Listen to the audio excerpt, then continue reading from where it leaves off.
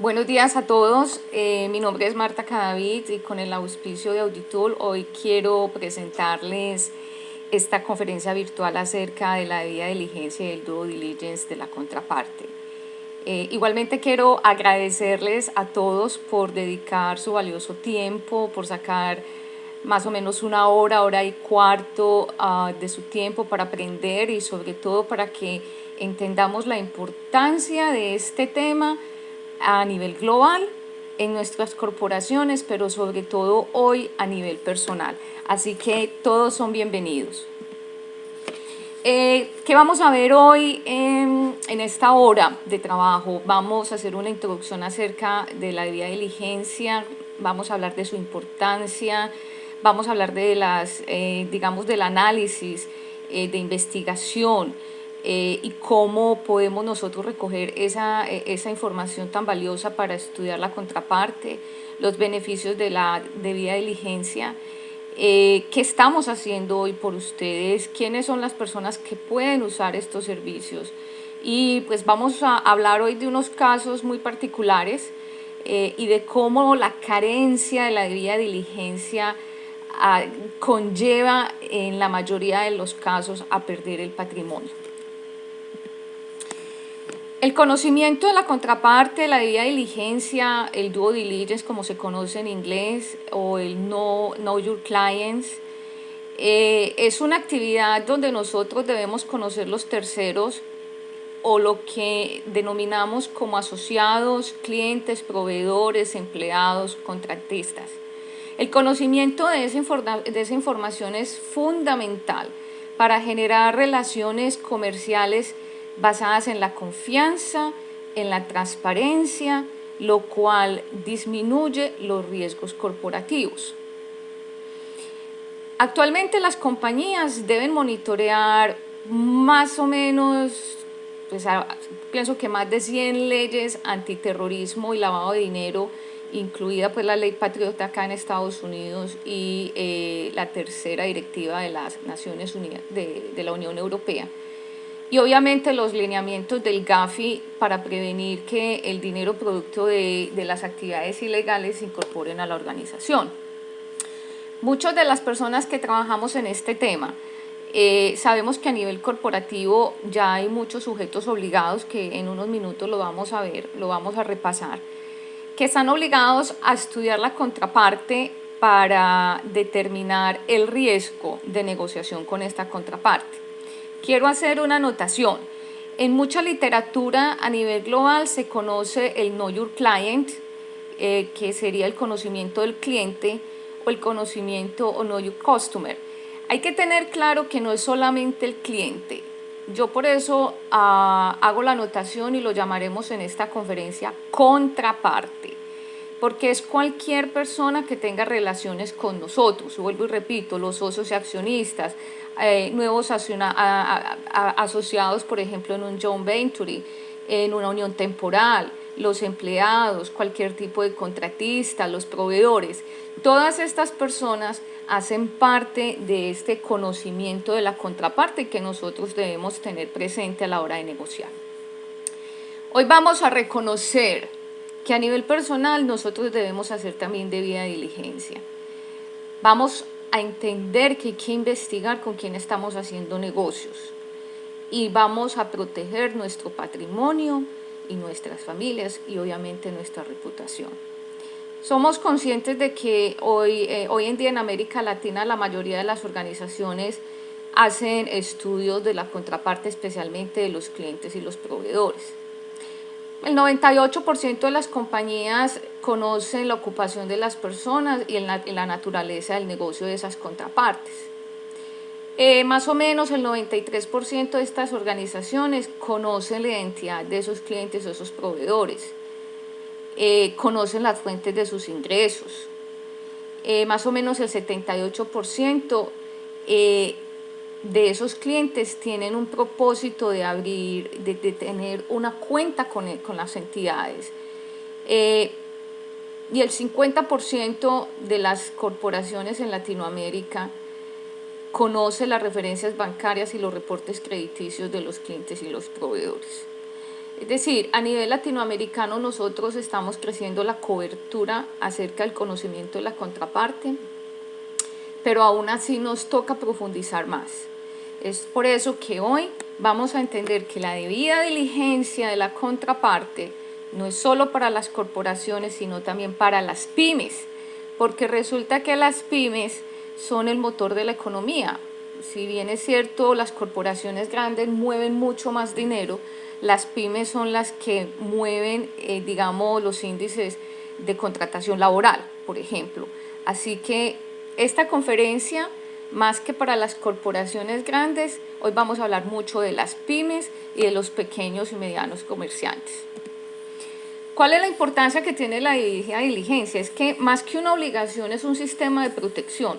La debida diligencia nace, digamos, primero en el sector financiero para poder conocer con quiénes estaban haciendo negocios, quiénes eran las personas que estaban abriendo las cuentas y depositando los dineros en estos bancos, pero a la vez también haciendo préstamos, porque recordemos que las actividades ilícitas van en doble vía.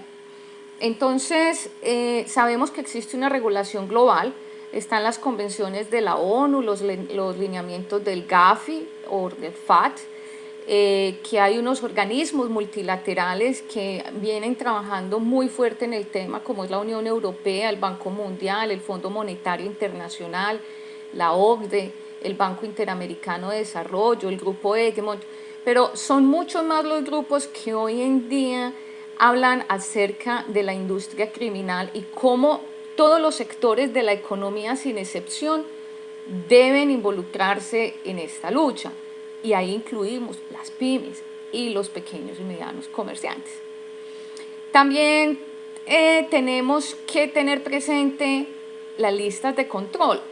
Más o menos, siempre hemos pensado que las listas de control es la lista Clinton y de pronto la de la Unión Europea, pero existen más de 100 listas de control en el mundo en las que nos toca revisar permanentemente si estos personajes que pertenecen a la industria criminal están siendo incluidos en estas listas, porque es un riesgo tener negocios con ellos.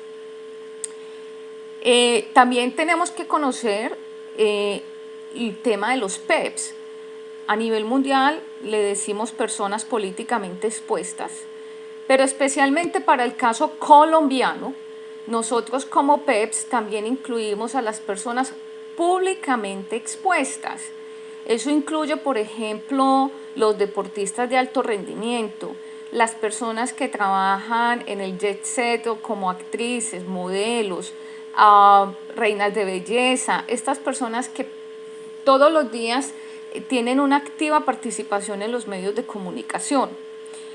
En otros países, por ejemplo en Estados Unidos, las personas públicamente expuestas no se incluyen solamente los políticos, los militares en ciertos rangos y sus familiares y asociados hasta ciertos rangos de consanguinidad y de afinidad. Pero igual, tener una negociación con una persona políticamente expuesta o públicamente expuesta también conlleva unos riesgos, y es por el tema de corrupción. Es por eso que cuando nosotros hablamos de debida diligencia, para los PEPs se debe hacer una debida diligencia ampliada. Y otro tema muy importante acerca de la importancia de la debida diligencia es porque es un mecanismo de protección y de prevención contra la criminalidad. La industria criminal está buscando todos los días cómo involucrarse más en los negocios legales, cómo mimetizarse, cómo camuflar las operaciones ilícitas, y lo hacen por distintos sectores de la economía. Por eso hoy en día la normatividad acerca de la protección y prevención de los delitos económicos va a ser cada día más estrecha, cada día más personas van a estar obligadas a tener unos sistemas de prevención. Así que para la lucha contra el crimen organizado, la debida diligencia es uno de los mejores sistemas de protección a nivel corporativo y a nivel personal. Vamos a recordar un poquito acerca de los delitos económicos, porque siempre hemos hablado en el marco del lavado de activos y el financiamiento al terrorismo, pero recordemos que el lavado de activos es más como una consecuencia donde todos estos dineros ilegales que provienen de las actividades criminales necesitan ser lavados, necesitan ser limpiados o aclarados dentro de una economía legal. Alrededor del mundo conocemos más o menos 56 actividades ilegales que cada país regula a través de su código penal y de su constitución, pero traigamos hoy a colación los que más conocemos, que es, por ejemplo, el uso indebido de la información confidencial y privilegiada o manipulación de mercado.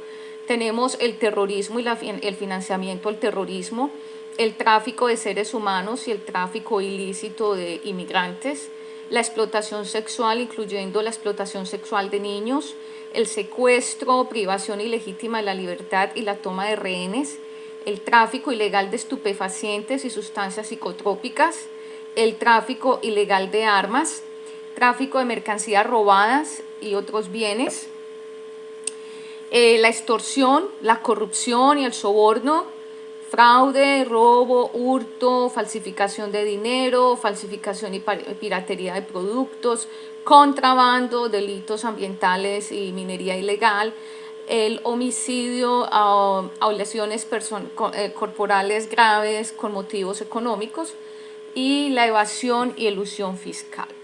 Nosotros vemos esto como que es muy grande, como que solamente es para el sector corporativo, pero muchas personas han sido sujetos de crímenes, por ejemplo, de falsificación de documentos cuando van a vender una propiedad. Y hoy tenemos un ejemplo, fraude, que se vende una propiedad 2 y 3 veces a diferentes personas en el mismo momento. Entonces, esto que estamos viendo hoy ocurre en la vida normal de cualquier ser humano que no necesariamente está trabajando en una corporación grande. También vamos a recordar hoy un poquito lo que refiere a la política internacional contra el lavado de activos y financiamiento al terrorismo, y es porque tenemos 4 grandes actividades a nivel mundial donde la prevención y el control están en manos de los sujetos obligados y el Estado. La detección y el reporte está en manos de sujetos obligados y el Estado. La represión está a nombre del Estado y las autoridades de policía y de investigación. Y la confiscación está a nombre del Estado y sistema judicial. Hoy quise traer esta información porque nosotros nos vemos afectados. Nosotros como ciudadanos estamos involucrados en esta política internacional.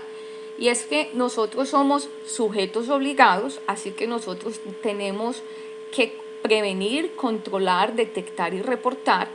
Pero a la vez, si uno de nuestros bienes, llámese apartamento, llámese casa, llámese acciones, llámese un lote, llámese vehículo, tiene enredos por la carencia de la debida diligencia, pues el Estado tiene el derecho a hacer la confiscación y obviamente pues a llevar la extinción de dominio hasta sus últimas consecuencias.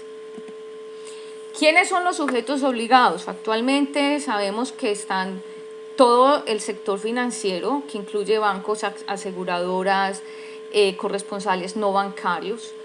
Tenemos el sector solidario con las cooperativas de ahorro, de crédito y multiactivas con sección de ahorro y crédito. Tenemos el comercio con la compraventa de vehículos, explotadores y fundidores de oro y piedras preciosas.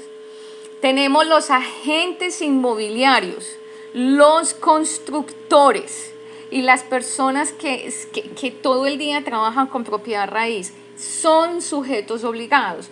Hago énfasis en este tema porque tengo un ejemplo en el que muchos de estos sujetos obligados tenían que hacer la debida diligencia de la contraparte y no lo hicieron y las consecuencias fueron nefastas. Tenemos también como sujetos obligados el sector de carga y transporte. Tenemos todas las empresas que tengan relación con comercio internacional, sean importadores, sean exportadores, sean los depósitos públicos y privados, las agencias de aduana, los transportadores internacionales, todo el sector de loterías y juegos, así que casinos y empresas de juegos de suerte y azar, y las loterías. tenemos otro grupo en el que están las notarías, las cámaras de comercio, los clubes de deportistas, empresas de mensajería, las empresas sin ánimo de lucro. En el ejemplo que traigo tenemos el caso de una fundación donde se vio, digamos, que su reputación un poco opacada por la carencia de la debida diligencia. Y obviamente en Colombia ya las empresas del sector salud desde el año pasado son sujetos obligados. Y a nivel persona, los representantes legales, los miembros de junta directiva, los socios o accionistas de las compañías son sujetos obligados. Y más allá, nosotros como profesionales, como revisores fiscales, auditores, contadores, consultores y abogados, somos sujetos obligados. Así que debemos prevenir, detectar, reportar cualquier irregularidad que esté relacionada con los delitos económicos, lavado de dinero y financiamiento al terrorismo y las actividades subyacentes. Mucho cuidado, contadores, irregularidades. Así no seamos revisores fiscales, nosotros debemos prevenir y detectar y reportar. Y la UIAF en Colombia dice allá en su circular, ciudadanos en general. Por eso hoy lo traigo en rojo y diferente, porque entonces en conclusión, a nivel colombiano, aparte de la regulación internacional, como lo dice las 40 recomendaciones del GAFI, más lo que nos dice la ONU en sus diferentes convenciones, y lo que nos dicen las supersociedades, las diferentes reguladores en Colombia como supersociedades, la superintendencia financiera, todos estos reguladores para nosotros, somos los ciudadanos también responsables y sujetos obligados de detectar, prevenir y reportar actividades ilícitas. Por eso la debida diligencia no es solamente para las grandes corporaciones, es para todo el mundo. ¿Qué nos hace la debida diligencia? Nos ayuda a descubrir información. Nos ayuda a descubrir información acerca de cuáles son las actividades o relaciones comerciales que las personas no cuentan, que las personas no declaran. Hay veces que vamos a hacer un negocio y la contraparte no nos cuenta todas sus actividades. Hay veces que hay prácticas de negocios cuestionables o ilícitas, personas que, por ejemplo, han participado o han manipulado licitaciones. Eso obviamente no va a salir a la luz pública tan fácil. La debida diligencia nos ayuda a descubrir información acerca de engaños que ciertas corporaciones o personas tratan de hacer para ganarse licitaciones, para participar en negocios nuevos o para esconder información durante las negociaciones. Por ejemplo, una debida diligencia de la contraparte puede descubrir en un joint venture que una de las empresas no está siendo viable y que se está escondiendo esa información. O, por ejemplo, la contraparte quiere esconder que de ese apartamento que se está vendiendo, el lote donde está construido está todavía en una disputa legal. Entonces, la debida diligencia de la contraparte nos ayuda a descubrir información del tercero, de cosas que no quiere contar o que quiere esconder. La debida diligencia de la contraparte entonces es una combinación de factores que nos ayuda a tomar decisiones y a crear relaciones de confianza. ¿Qué queremos? Negocios limpios, relaciones con negocios limpios que nos ayuden a tener sostenibilidad empresarial, a crear estrategias de mercado, a visualizar otros nichos de mercado, otro grupo de clientes, otro tipo de proveedores, otros países con quienes negociar, a tener transparencia contractual, que hoy en día es tan escasa. Todos hablamos de transparencia, de ética en los negocios, pero es tan común que al momento de tratar de negociar, lo primero que nos pidan es la cuota del soborno, que generalmente va del 10 al 15%. Y en las relaciones con los negocios limpios está también la lealtad laboral. Encontrar personas que se alineen con los valores de la compañía cuesta. Siempre nos hemos preocupado por la técnica más que por la parte emocional y la estructura de valores de la persona. Y la debida diligencia nos ayuda a encontrar información acerca de si esos empleados que queremos contratar han estado involucrados en actividades poco éticas, llamémoslo de esa manera. La debida diligencia también combina información. Hace muchos años antes del internet, quien tuviera información tenía el poder. Y siempre quien tenía esa información iba más adelante en las negociaciones. Resulta que hoy en día, quien administre la información y quien sepa usar la información es quien tiene el poder. Hay tanta información y hay tantas fuentes de información que consultarlas todas sería totalmente ineficiente y atemporal. Entonces, lo que se necesita en una debida diligencia en su proceso de información que le agregue valor a la compañía o a la persona que está haciendo el negocio, donde haya un acceso a la información, donde haya una cobertura corporativa, pero también individual. Y el otro factor que nosotros combinamos es el análisis. Encontramos información, pero ¿qué vamos a hacer con ella? Si nos dicen que hay una persona que tuvo un problema, por ejemplo, en la Fiscalía Nacional de Colombia, ¿eso es bueno, eso es malo? No, eso significa que tenemos que investigar más. Y en ese análisis nosotros tenemos que hacer la evaluación del riesgo. Y nosotros tenemos 4 factores de riesgos en el tema de lavado de activos y financiamiento al terrorismo. Uno son la contraparte, que es de lo que estamos hablando hoy, la jurisdicción, dónde está ubicada esa contraparte, dónde se va a hacer el negocio, dónde vamos a implementar la nueva estructura comercial, el canal, cómo lo vamos a hacer, cómo lo vamos a distribuir y el producto o servicio. Así que cuando nosotros combinamos relaciones, información y análisis, estamos haciendo una debida diligencia para simplemente crear relaciones de confianza y tomar decisiones correctas. ¿Qué hacemos con la investigación y el análisis? Como yo les decía, es el poder de tener la información. Cuando hablamos de investigación y análisis, es un proceso que está enfocado a determinar las posibles consecuencias e impactos que tiene una negociación. Esos impactos pueden ser negativos, pueden ser impactos reales, pueden ser potenciales problemas, a los que cualquier persona se va a ver enfrentados si toma una decisión en cuanto a un negocio.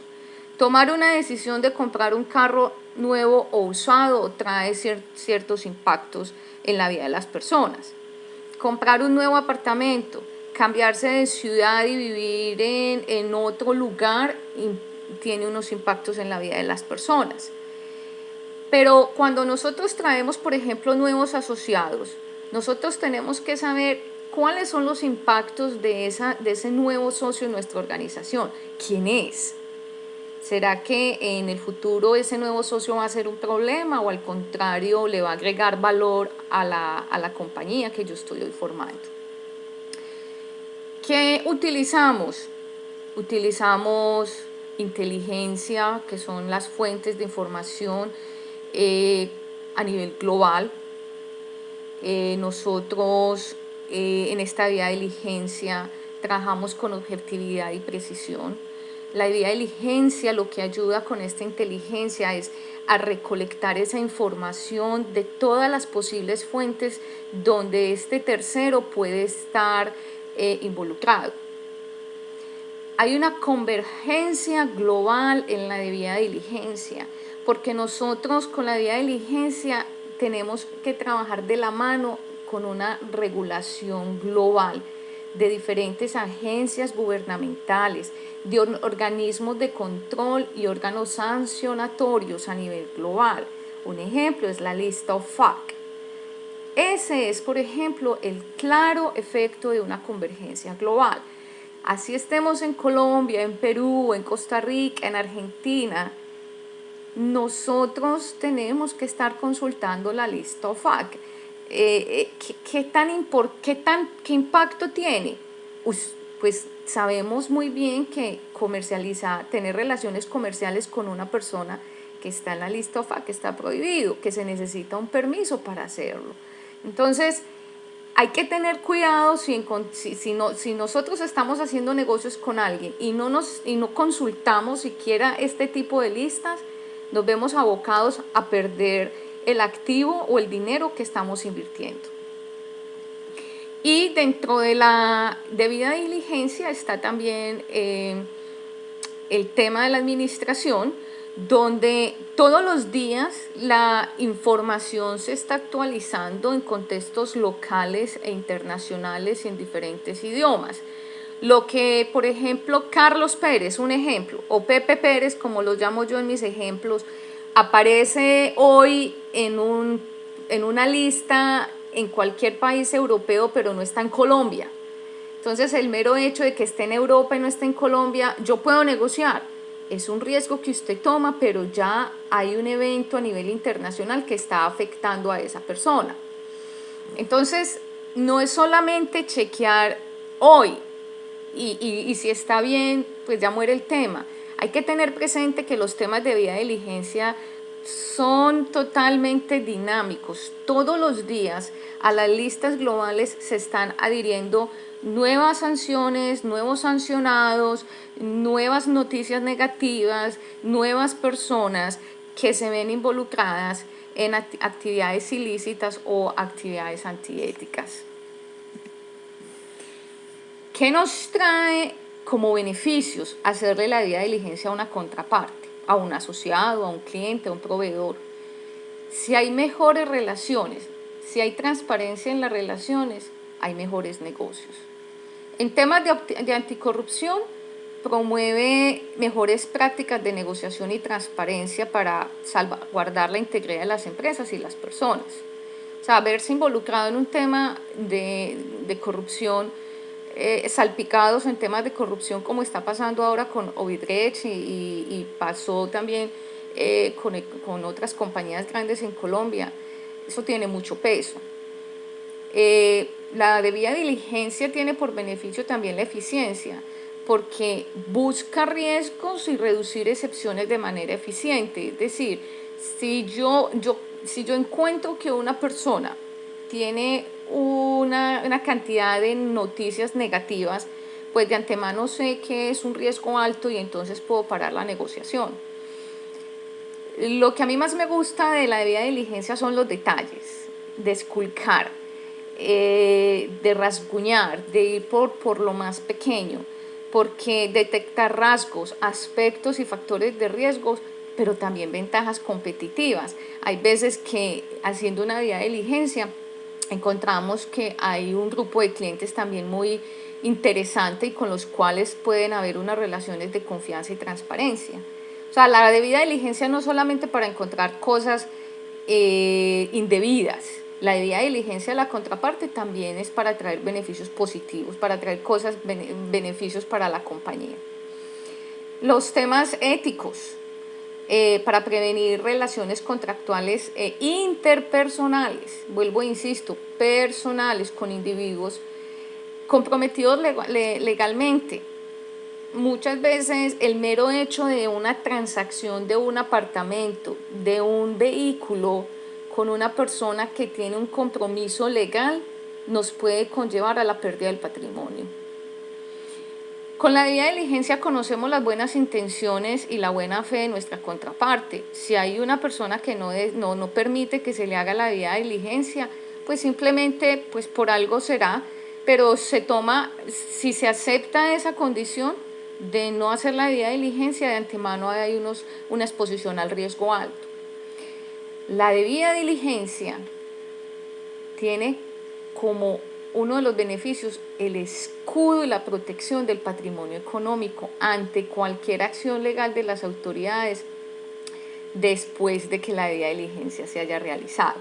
Esto significa que si el bien que yo compré se ve involucrado en un caso de confiscación y posterior extinción de dominio y yo hice la debida diligencia antes de ser adquirido y no se encontró, digamos, factores de riesgo, con la debida diligencia yo puedo demostrar la buena fe en la negociación.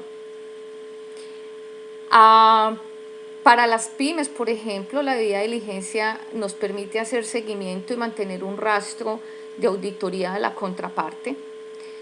Casos, por ejemplo, donde un proveedor empieza con 3 asociados, después con 2 asociados y más tarde se vuelve parte de un conglomerado donde ya ese conglomerado no tiene base en Colombia, por ejemplo.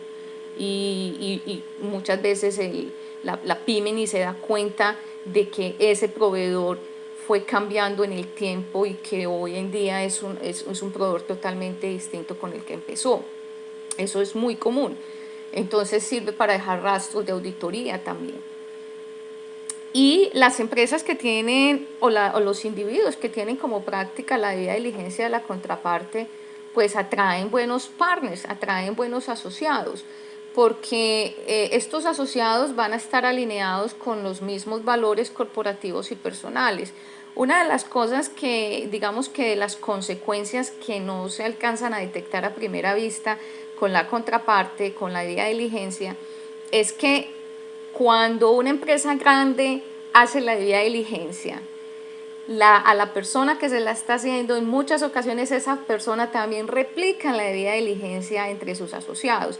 Entonces se va creando una cadena de valor para que todos se cuiden. O sea, no se transfiere el riesgo, sino que al contrario, si yo voy a trabajar con una compañía como consultora, a mí me hacen la debida diligencia como contraparte, pero igual yo se la puedo hacer a otros proveedores o a otros clientes.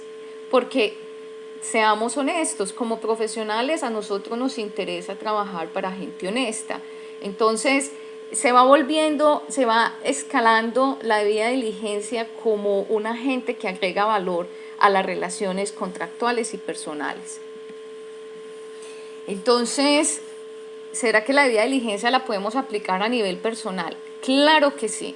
Yo soy una convencida de que se puede y ese es el objetivo que tengo en esta conferencia virtual para ustedes. Olvidémonos de que la debida diligencia solamente es para las grandes corporaciones. No, es para todos nosotros. Y lo más importante es que está al alcance de nosotros, que lo podemos hacer. Tenemos soluciones a su medida. O sea, no pensemos que si yo no tengo 5.000 clientes no lo puedo hacer. No, hagámoslo para los clientes más importantes. Es una compañía con 50 clientes. Tomemos esos 50 clientes y hagamos la debida diligencia de esa contraparte y detectemos cuáles son los clientes que realmente merece la compañía para crecer. O sea, la debida diligencia se puede crear una debida diligencia de la contraparte para cualquier tipo de negocio. ¿Cómo lo hacemos? A través de la tecnología. O sea, necesitamos herramientas tecnológicas para hacerlo, porque la debida diligencia busca información en múltiples recursos, así que hacerlo uno por uno sería imposible, físicamente imposible. Y también se utilizan técnicas de investigación y procedimientos forenses, porque hay que escudriñar. Así como me dice mi partner Julián Ríos, hay que esculcar mucho, porque posiblemente no encontramos un detalle en Colombia, pero lo encontramos en un país totalmente diferente donde nunca nos imaginamos, en un recurso, en un blog donde nunca pensamos que iba a haber información acerca de ese tercero. Entonces, la debida diligencia nos ayudamos con la tecnología, con herramientas que nos permitan buscar todos esos recursos, pero también necesitamos tener un conocimiento técnico acerca de investigación, de cómo organizamos esos recursos para poder entregar a la persona un informe en el que le expliquemos qué fue lo que se encontró. Nosotros utilizamos para la debida diligencia una herramienta de talla mundial, pero que está aplicada para cualquier tipo de negocio local. O sea, así como lo podemos hacer con una corporación, con un banco, o lo podemos hacer con una entidad grande, nosotros se lo podemos hacer a la pyme o a la persona que en este momento quiera incursionar en el mundo de los negocios. Contamos con una herramienta donde cada que consultamos va a más de 9.000 sitios web, a buscar en agencias gubernamentales, en organismos de control y órganos sancionatorios acerca de las personas, compañías que estamos buscando, que estamos investigando. Tenemos una base de datos de más o menos 1.300.000 personas, PEPs, personas que también tienen que también con sus relaciones y sus familiares. Nuestra herramienta nos ayuda a buscar en más de 35.000 fuentes de información, perfiles globales de noticias negativas, porque ¿qué nos interesa? Buscar detalles que nos indiquen si esa persona, esa contraparte, pues es un riesgo para nosotros a tener relaciones comerciales. Nuestra herramienta también nos permite tener información a cualquier hora del día. Se nos actualiza en cualquier momento. Eso ayuda a que nosotros, por ejemplo, la última noticia que pasó ayer con un extraditado, pues ya la tenemos hoy en nuestra base de datos. Entonces, todo el tiempo la debida diligencia es dinámica y cambia. Si para hoy la persona no era un riesgo, mañana quién sabe. Y nuestra herramienta también nos ayuda a buscar en más de 1.000 listas de ejecuciones y documentos judiciales a nivel global. Entonces ahí está si la persona ha estado encarcelada, si la persona fue extraditada, si por ejemplo la persona pertenece a una banda criminal, o sea, todas las posibles situaciones que puede ocurrir con una relación comercial. Y nos acompañamos de técnicas de investigación para hacer la debida diligencia. Usamos procedimientos forenses donde nosotros recolectamos la mayoría de la información, todo lo que podemos encontrar, y hacemos un análisis técnico de esa información, de que sirve, de que es un falso positivo, de que puede servir y que realmente lo llamamos nosotros, entre comillas, basura. Entonces ya con estas técnicas de investigación, recogiendo esta información y utilizando la herramienta que les comentaba anteriormente, nosotros podemos tener un informe para decirle a usted, sí, encontramos información de esta persona, esto es lo que le entregamos, y usted ya toma su decisión acerca de esa debida diligencia. Usted ya decide tomar el riesgo, porque el apetito al riesgo es individual, es algo que no se comparte. Si hay una persona que decide, sí, yo compro el apartamento con ese problema, hay otra persona que decide, dice, no, yo no voy a arriesgar mi patrimonio. Pero lo más importante es que tomando una decisión con base en información, con información en la mano, sea que no se compre o sea que sí se adquiera el bien. Como yo les contaba desde el principio, Siempre hemos hablado de la debida diligencia de la contraparte para el sector financiero, ahora para el sector salud, para los dealers o los concesionarios de vehículos. Siempre hemos hablado que para las notarías, las cámaras de comercio, pero ¿dónde están las pymes y los pequeños comerciantes, incluidos los individuos, para hacer la debida diligencia? Es que la debida diligencia no es discriminativa, la debida diligencia debe ser incluyente. La debida diligencia debe ser para todos los usuarios. Las pequeñas y medianas empresas pueden hacer debida diligencia a sus contrapartes. Los pequeños y medianos comerciantes, personas naturales, rentistas de capital, personas que, por ejemplo, yo tuve un caso en el que una señora había heredado de su esposo fallecido 2, 3 bodegas, y ella a mí me decía, yo cómo hago para averiguar si a quién le voy a arrendar la empresa es una empresa bien, cómo hago para averiguar si quien me quiere arrendar mis bodegas es una persona que no tiene enredos jurídicos, y entonces a dónde iba.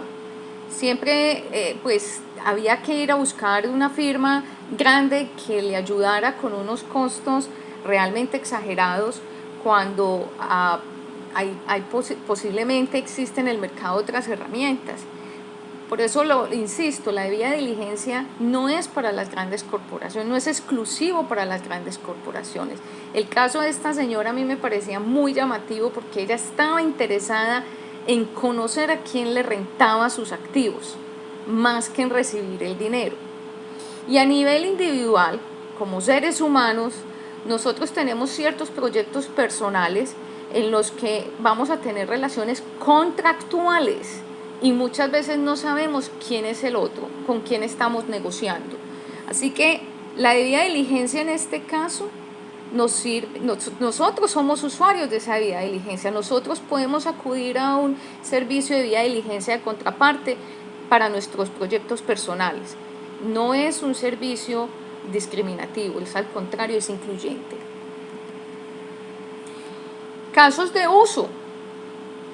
Hay que conocer con quién se hace negocios. Hoy en día la palabra ya no vale. ¿Se acuerdan cuando hace muchos años nuestros tatarabuelos simplemente se daban la mano y decían yo le pago en un mes, y en un mes se encontraban y ahí estaban pagando el dinero? Hoy en día las relaciones contractuales son mucho más complejas por el tipo de productos, por los factores de riesgos, la contraparte, la jurisdicción, el canal y el mismo producto.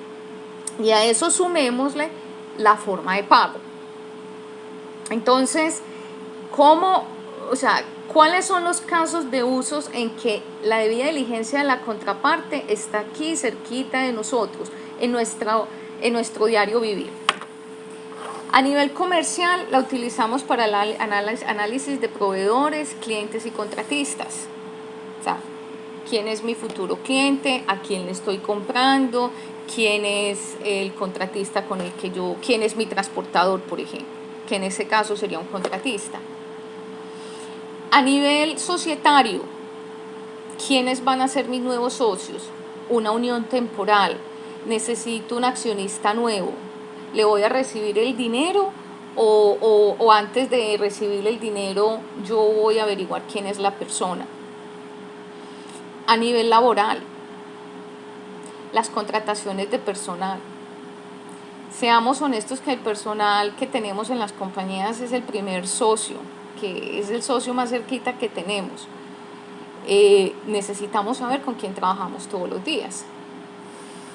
A nivel individual, la adquisición y renta de activos fijos, la adquisición de una nueva casa, de un apartamento, o el mero hecho de rentarlo, como les explicaba anteriormente. Las contrataciones y los proyectos personales. Si yo soy el que voy a invertir dinero en esa sociedad, me dicen que mi participación va a ser muy interesante, que es el desarrollo de un nuevo producto, y me muestran todo un plan estratégico, pero yo sí estoy segura de poder invertir dinero en una compañía donde yo no sé quiénes van a ser mis accionistas. Y a nivel individual, yo sé que este tema duele, y en la sociedad conyugal ejemplos hay muchos. Yo sé que esto es como rompiendo tabús. Yo sigo insistiendo que a nivel personal nosotros somos totalmente irresponsables. Cuidamos los activos de nuestras compañías, de donde trabajamos, pero muchas veces no cuidamos nuestra propia integridad. Y casos hay muchos. Es importante conocer un tema acá con la debida diligencia que está directamente conectado, y es la extinción del dominio. La extinción del dominio es, digamos, que una iniciativa que tiene la ONU a nivel global. En Colombia lo tiene a nivel de la ONU-DC y con el Programa de Asistencia Legal para América Latina y el Caribe, la PLAC.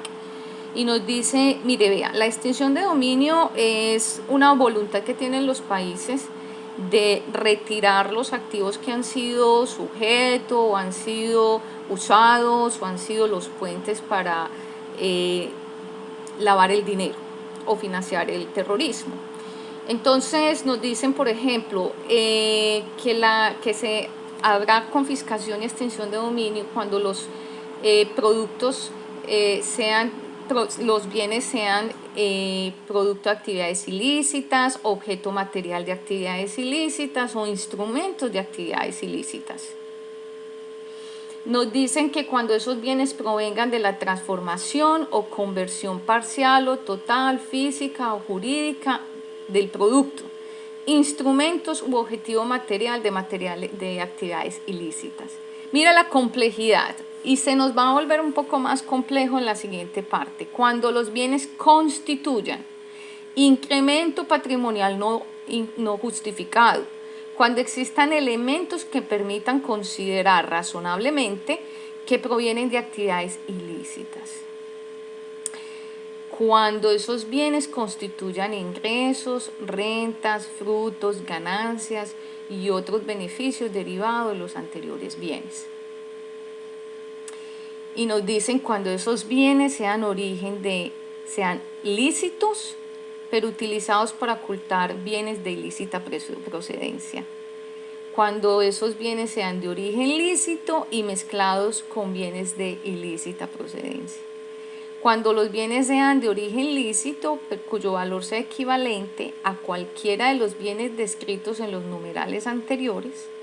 Cuando no sea posible su localización, identificación, incautación, embargo preventivo y aprehensión material. O cuando esos bienes sean de origen lícito y cuyo valor sea equivalente a cualquiera de los bienes descritos en los numerales anteriores, cuando se acredite el derecho de un tercero de buena fe sobre el mismo bien. Nos están diciendo acá en la extinción de dominio que es para grandes corporaciones. No. Nos están hablando de bienes, y esos bienes son los bienes que cada uno podemos tener en este momento: nuestro vehículo, nuestra casa, nuestro apartamento, inversiones en compañías, lotes. El proceso de extinción de dominio está dirigido hacia los bienes, no hacia las personas. Así que puede ser la persona que sea, y hay un problema, por ejemplo, el caso que tenemos hoy en día de la corrupción con la compañía brasilera, Odebrecht. Obviamente, los bienes de las personas que están involucradas en este proceso de corrupción y de pago de coimas, obviamente van a pagar con sus bienes. Entonces, mire la delicadeza de la debida diligencia de la contraparte. Si yo hoy compro un bien y no sé quiénes fueron los socios anteriores, y de esos socios anteriores hay alguien que tiene un problema legal, y posterior a que yo compre el activo, a esa persona le hacen un seguimiento. Todos esos bienes que vienen derivados de esas actividades ilícitas harán parte de ese proceso de confiscación y extinción de dominio. No importa que esté a mi nombre, no importa.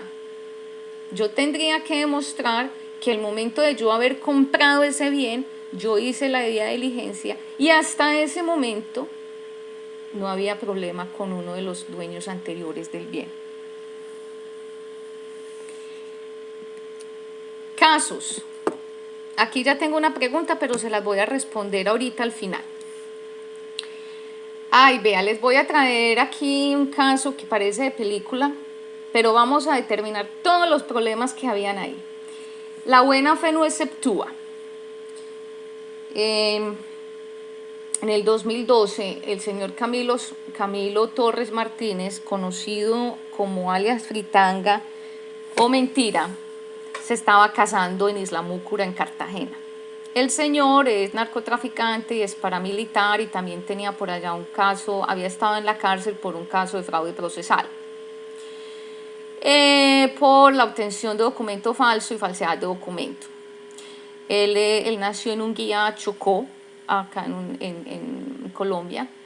Está en la lista Clinton desde el 2010. Y el señor se dio por muerto el 2 de diciembre del 2010, de acuerdo a su registro civil de defunción. Él pagó para que un médico extendiera su certificado de defunción y pues fue registrado en la notaría. El señor pues tiene relaciones altamente peligrosas, o sea, ellos se mueven en la industria criminal. Está el señor John Freddy Manco, alias el Indio, Juan Felipe Sierra, quien era una persona pues, que se movía en los negocios acá en Colombia, en Medellín específicamente. Daniel Rendón Herrera, Guillermo León Valencia y Fabio Valencia Cosio, pues que sobra decir quiénes son, pero que también siendo políticos ellos se vieron involucrados en negocios oscuros. El señor se casó, la fiesta duró creo que una semana, iba a durar una semana. La fiesta fue en Punta Faro, en Isla Múcura, en el Golfo de Morrosquillo. Participaron, o sea, habían contratado más o menos, dicen que de 11 a 12 orquestas colombianas, pues música. Pagaron más o menos 350 millones de pesos por el alojamiento de los invitados. La fiesta se calculó en más o menos 2.500 millones de pesos y ellos no aceptaron regalos. Ellos decidieron que la gente debería hacer una donación. Hasta ahí cualquiera puede casar como quiera. Las relaciones comerciales. ¿Qué sucedió? El señor Edwin Farú Barrucos fue el representante que buscó los músicos. En esa fiesta, hasta donde se supo, estuvieron los cantantes Arcángel, Joel and Randy, Rubén Ñejo y Dálmata, el señor Giancarlo Centeno, Silvestre Dangond, un grupo de Medellín llamado Mortal Kombat. Si ustedes buscan en muchas partes el dúo Joel y Randy, aparece diciendo que ellos no sabían que esa fiesta era para este narcotraficante. Y se defienden y tienen todas las razones, que ellos no sabían. Silvestre Dangond tuvo que salir públicamente a decir a través del abogado Abelardo La Espriella de que él tampoco sabía. Y yo, pues esto fue en el 2012, tuve la oportunidad de escuchar varias entrevistas de algunos de los grupos que estuvo tocando en esta fiesta y simplemente ellos decían: yo toco donde a mí me llamen, a mí me importa nada que la persona, quién es el que me contrata, yo simplemente canto y recibo la plata. La Fundación Carla Cristina recibió el dinero de las donaciones. Ellos dicen, o la directora dice, que a ella le dijeron que un matrimonio se iba a celebrar y que el dinero de los regalos iba a ser para ella, y ella aceptó. Mire todos los problemas de debida diligencia que hay acá. La Fundación Carla Cristina es una fundación sin ánimo de lucro. Ella tenía que haber hecho la debida diligencia de dónde venían esos dineros, al menos saber quién se casaba. Los cantantes dicen decir que ellos no sabían. Muchos dijeron: sí, yo sí sabía quién era, pero no me interesaba. Sin embargo, el escándalo explotó. La frase célebre que yo traigo hoy a colación dice: No se le puede pedir a un particular que asuma funciones propias del Estado. Los artistas no tienen la posibilidad de verificar antecedentes de quienes los contratan. Silvestre se presentó de buena fe a hacer su trabajo, que es cantar. Y esta frase viene del señor Abelardo Lasprilla. Yo no voy a... O sea, esto nos parece increíble, pero nosotros sí tenemos que averiguar a dónde vamos, quiénes son nuestros clientes, a dónde, o sea, con quién nos estamos relacionando comercialmente. Esto parece de película, pero esto pasó. Pero más allá de lo que sucedió es, todas estas personas tenían contratos comerciales en este matrimonio, incluida la fundación, incluido el hotel, y nada de eso se hizo. Debida diligencia, cero. Acá entonces yo les traigo la captura de la información ¿qué se puede hacer en una debida diligencia? El señor estaba desde el 2010 reportado en la lista OFAC. Acá les traigo entonces en los informes que nosotros trabajamos cómo se presenta. Les enseño, digamos, las relaciones que tiene el señor, o sea, es decir, quiénes son sus partners de negocios, con quién se mueve en la industria criminal o se movía. El señor ya ahora, como bien sabe, fue extraditado. Y dónde están todas las fuentes de información que nos trae todos estos detalles. Hacer una debida diligencia implica buscar muchos recursos, pero cuando yo les hablo a ustedes de tecnología, es porque nosotros contamos con la herramienta que nos facilita, nos trae toda esta información de la mano y nos resume esa información para ustedes, nuestros clientes. Entonces, en este caso, era muy fácil averiguar quién era el señor. Desde el 2010 está en la lista OFAC y tiene recursos online desde hacía mucho rato. Yo sigo insistiendo con el empleado ideal y tengo, no sé si ya será un eslogan, del cielo al infierno, con el empleado ideal y ahora sin la debida diligencia. ACFE, que es la Asociación Certificadora de Examinadores de Fraude, nos dice: las personas más confiables se convierten en violadores de confianza. Su empleado es su socio principal.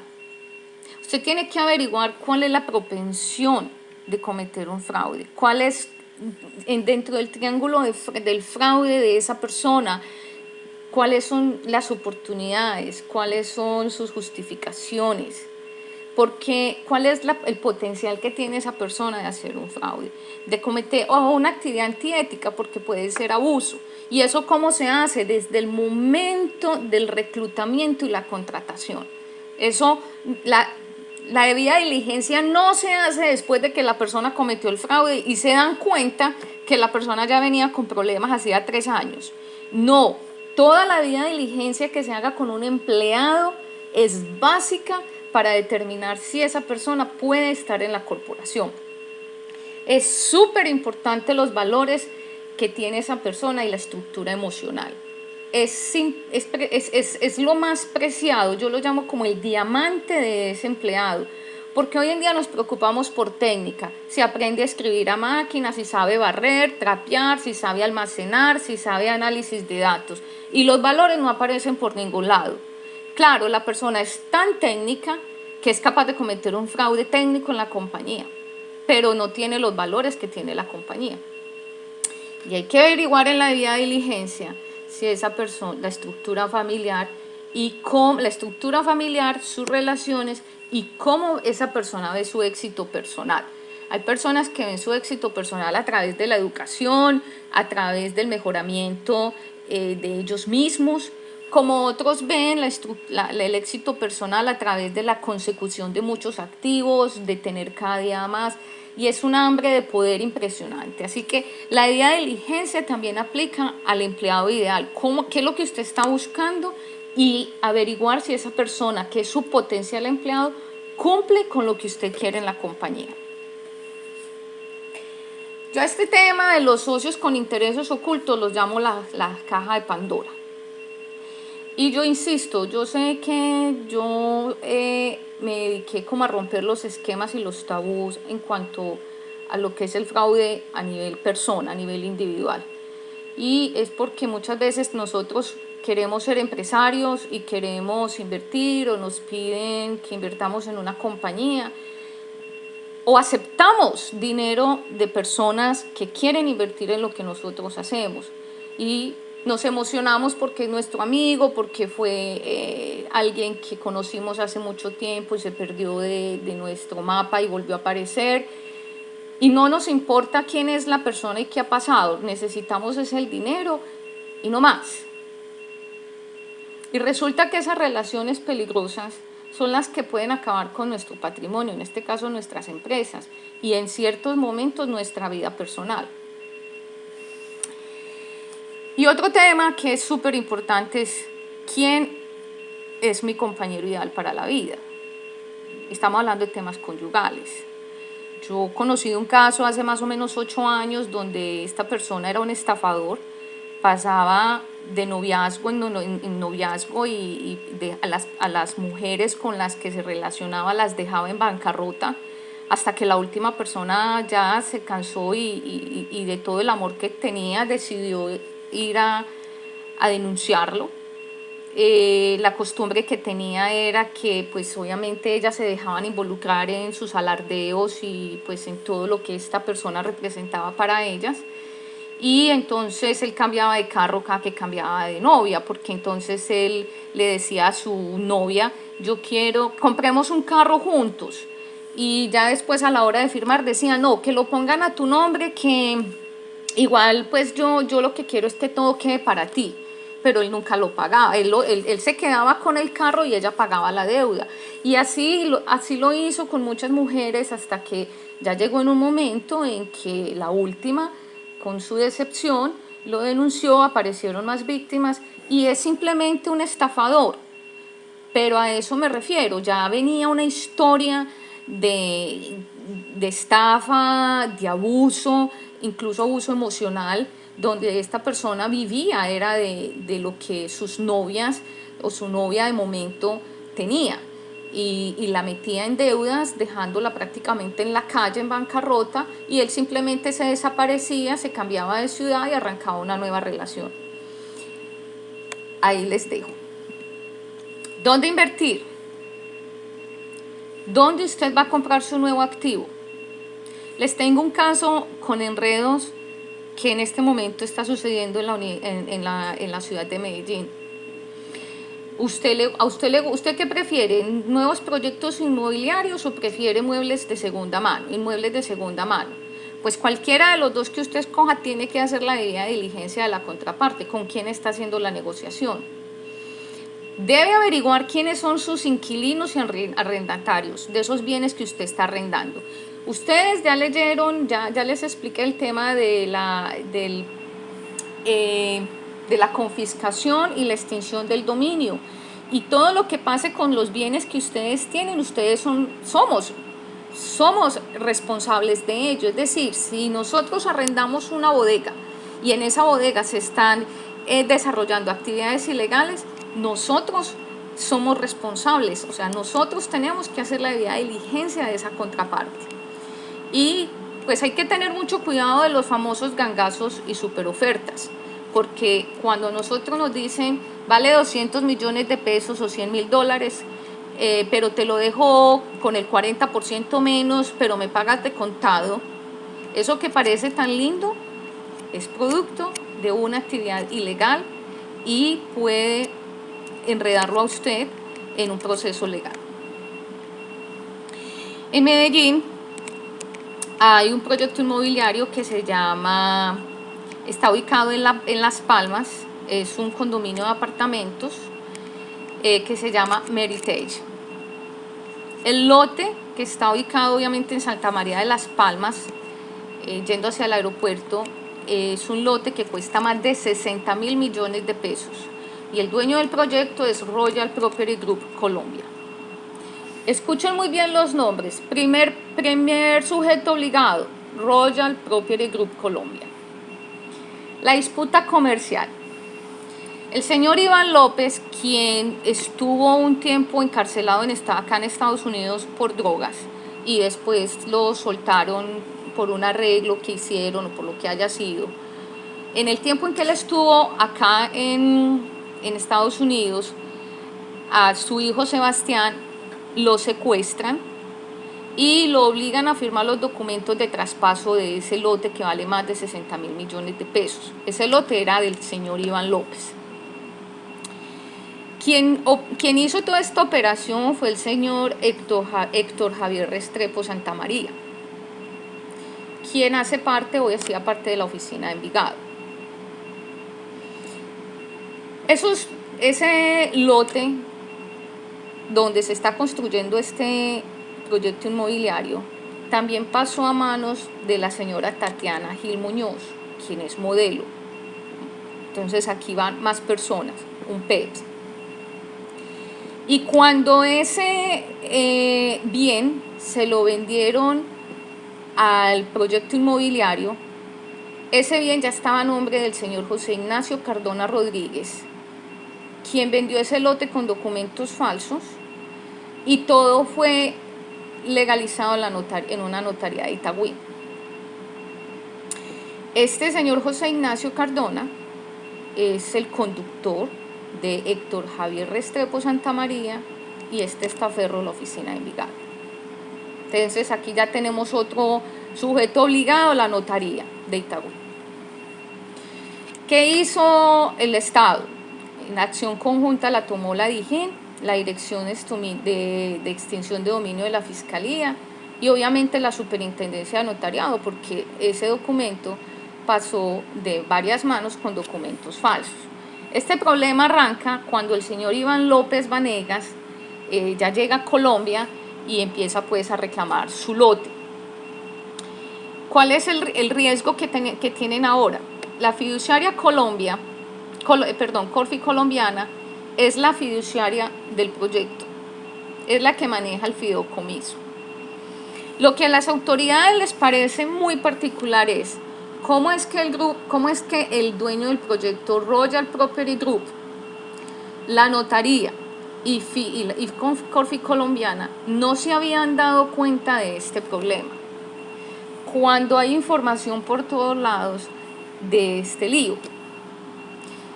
No se sabe cómo se hizo la debida diligencia de la contraparte.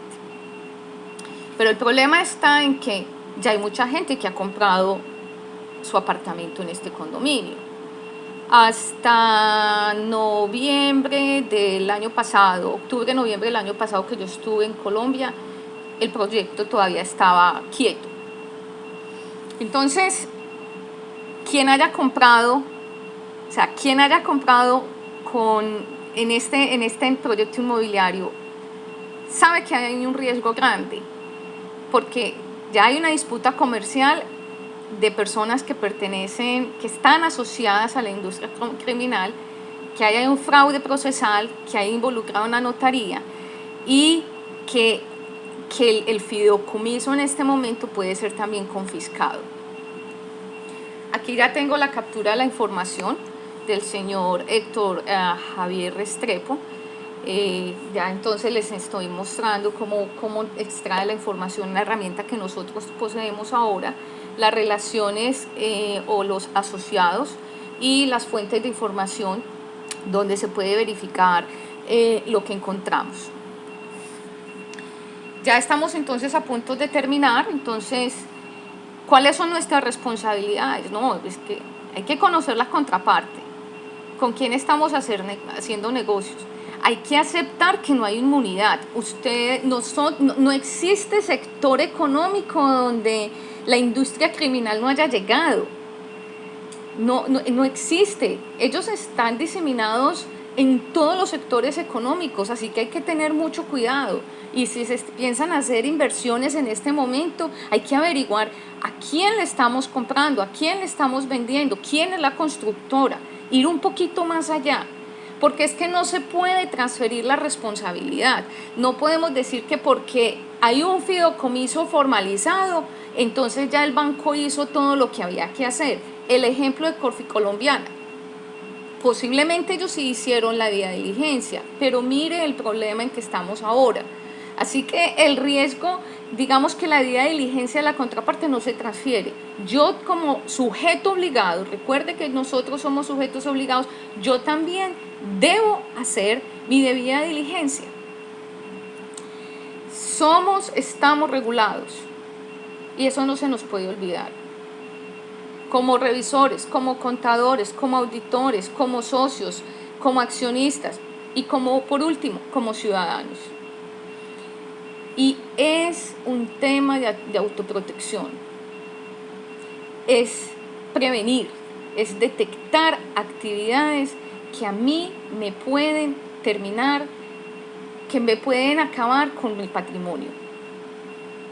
Es algo para proteger mi familia. Así como compramos seguros, también nosotros debemos verificar con quién estamos relacionados para podernos proteger. Hay que crear relaciones de confianza que añadan valor. Vea, antes de formalizar cualquier acuerdo, cualquier contratación, recuerde, conozca su riesgo, su apetito al riesgo. Puede que el mismo apartamento que tiene un enredo con alguien de la oficina de Envigado, para el comprador A no signifique un problema, para el comprador B sí es un problema. Así que es acerca de su apetito al riesgo. Conozca la contraparte, la jurisdicción, el canal, el producto, la forma de pago.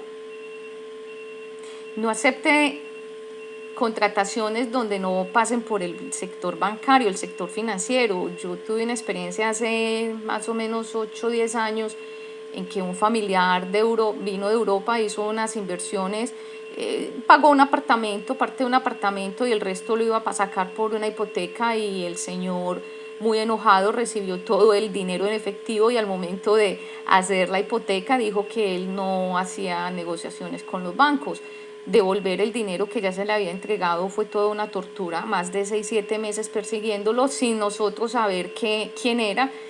Y pues afortunadamente el dinero no se perdió, hubo unas pérdidas económicas porque pues el dinero tuvo que dejarse en Colombia, la persona tuvo que volver de Europa para reclamarlo, pues no pagaron intereses, pero afortunadamente podemos contar la historia porque la persona pues no era de buena procedencia.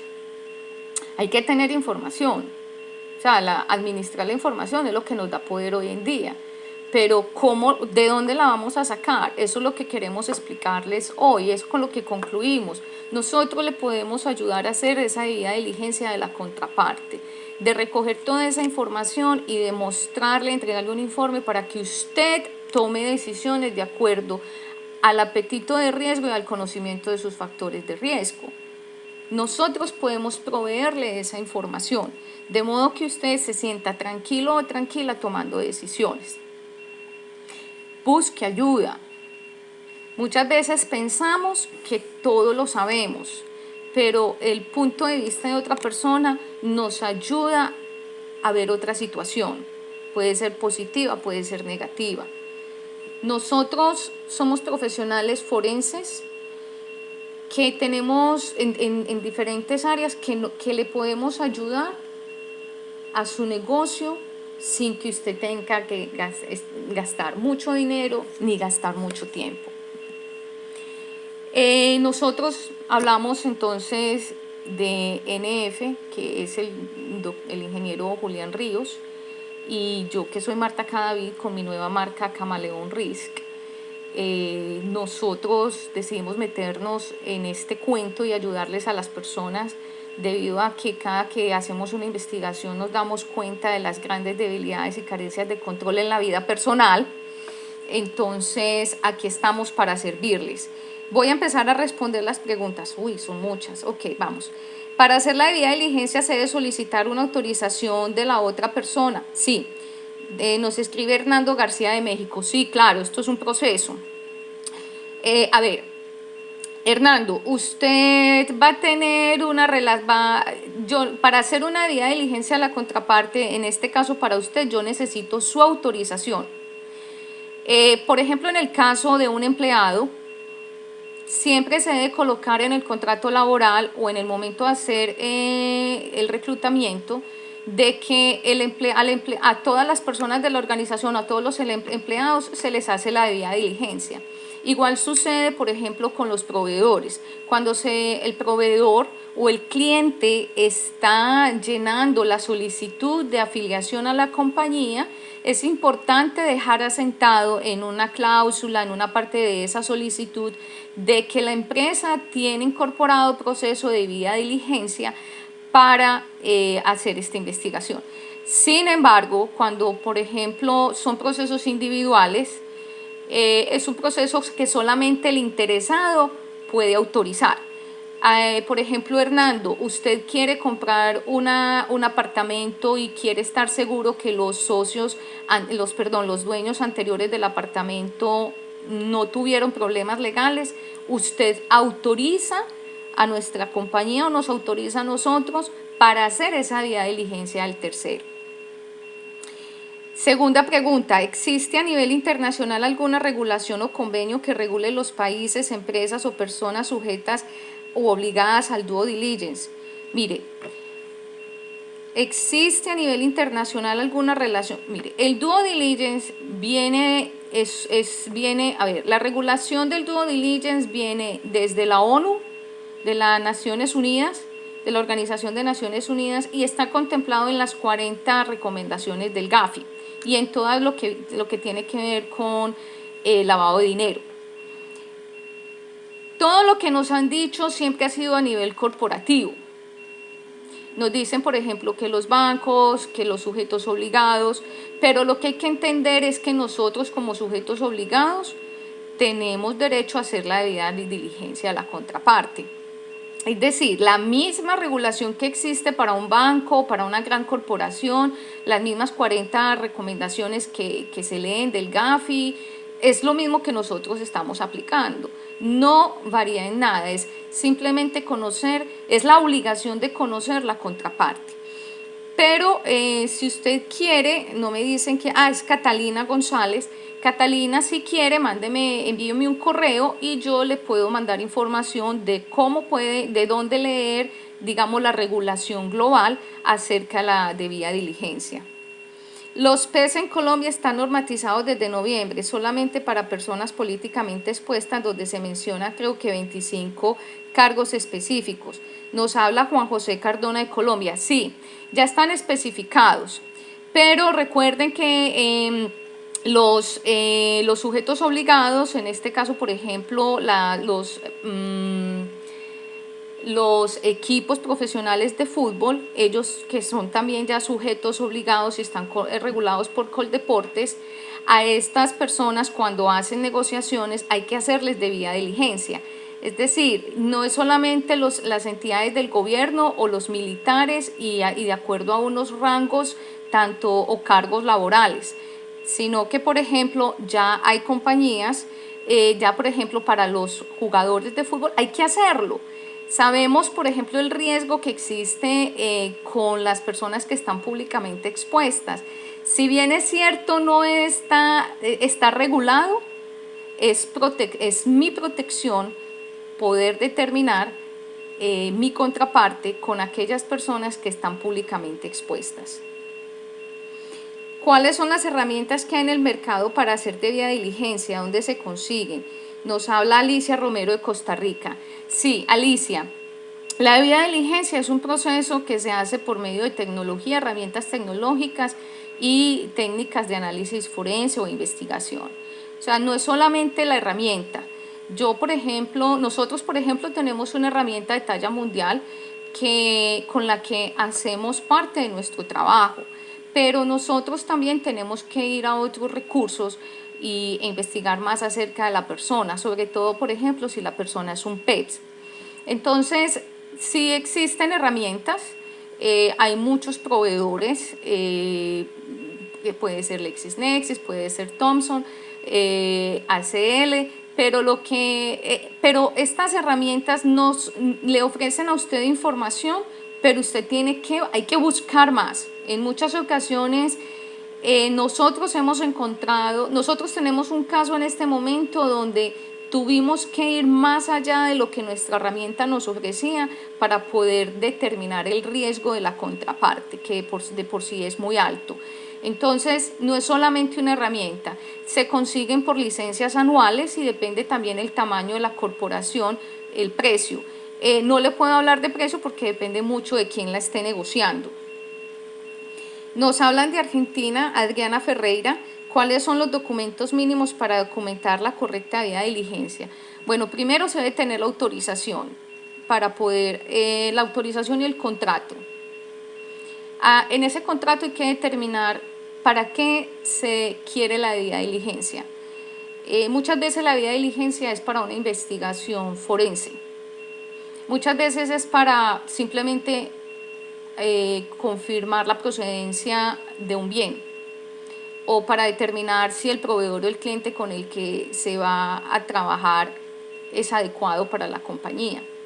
Eso tiene que quedar muy claro en el contrato de servicios, porque de eso depende el enfoque y el alcance. Puede ser una debida diligencia que se hace en 2 horas, como puede ser una debida diligencia que dure un mes. Entonces, primero la autorización, después el contrato. Dependiendo de ese enfoque y ese alcance, se presentan informes. Y en muchos casos, dependiendo lo que se encuentra, los hallazgos, quien necesita esa debida diligencia abre más o cierra, es decir, puede solicitar que se haga una debida diligencia ampliada o que se investigue más, o simplemente la información que se tiene es suficiente. Entonces, para mí lo más importante en este momento es obviamente la autorización, el contrato, que nos señale el enfoque del alcance, y cuando se entreguen los informes es determinar qué más se va a buscar o si se para la debida diligencia ahí. Nos dice Catalina González, ¿me puede proporcionar datos para conocer más los detalles de los servicios que ofrecen? Sí, Catalina, si usted desea, nos puede mandar un correo, la información está aquí, y yo le puedo proporcionar nuestro brochure. Vladimir Martínez, el CEO de Auditool, va a estar mandándoles esta información. Y nosotros tenemos el tema de ciberseguridad, seguridad de la información, tenemos el tema de investigaciones forense, auditorías especializadas, que muchas veces son auditorías que están como entre el medio de la auditoría tradicional y se mira con perspectiva de una auditoría forense, y ya el tema de debida diligencia de la contraparte especialmente.